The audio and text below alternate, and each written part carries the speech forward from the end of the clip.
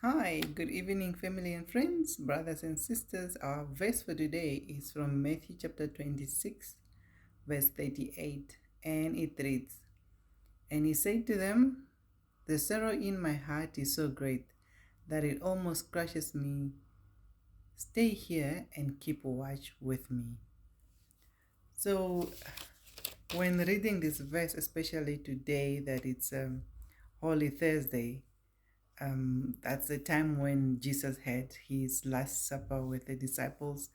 And that's the time when he was talking about how Judas was going to betray him. So I think after the Last Supper, he took three of his disciples and he went to go pray. But before that, he could already see the torture that was going to happen to him after the prayer in Gethsemane.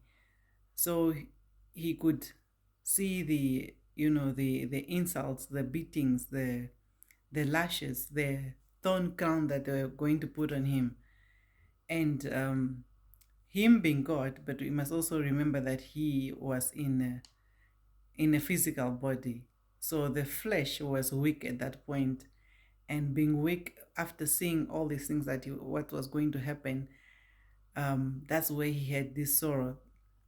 And just imagining about the whole process up until the time when he goes and die on the cross, that torture made him to go and feel like he needed really the strength.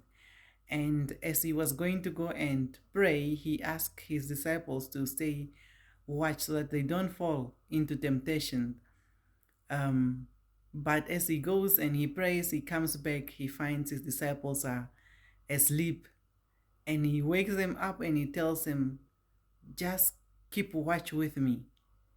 And he goes and he prays again. And when he comes back, he still finds them asleep again.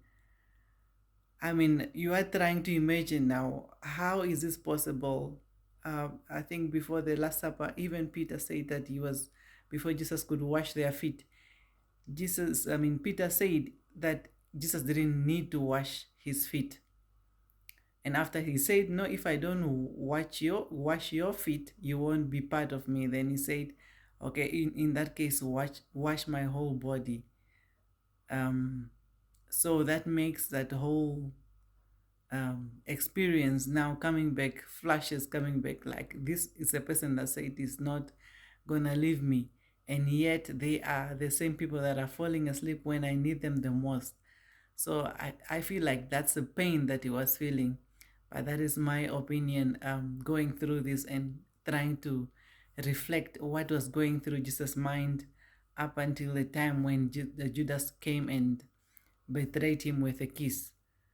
And if we learn from Jesus' example for today alone, like he's so humble, he goes to the extent that he is a teacher, he left his lordship, he's washing his disciples' feet to show that humility.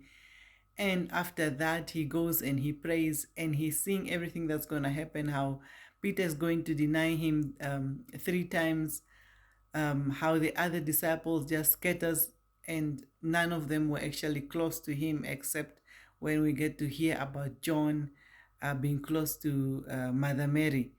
So this gives one an encouragement that as we live in our physical bodies, we go through this pain, but we shouldn't lose heart. We should always remember that our Lord Jesus Christ went through this suffering for our sake, and he has bought us for a price. And this price is the salvation that he has offered us. And it is so great just to know that. So that's what I wanted to share basically today, the Holy Thursday, and a blessing to all the priests. Yeah, have a good Friday tomorrow, and let us remember always the price that our Lord paid for us. So God bless.